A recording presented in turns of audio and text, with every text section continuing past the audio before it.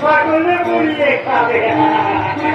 আমি কি আমি জানতে চাই? যাবো বাবু যাবো, আমি একটু যাবো ওই স্কুলের সামনে, ওই ছাত্রদের ডেকে ডেকে বলবো, তোমরা শুধু পণ্ডিত হয়ে না গো, তোমরা শুধু পণ্ডিত হয়ে না, মানুষ হও, সত্যিকারের মানুষ, সত্যিকারের মানুষ, সত্যিকারের মানুষ।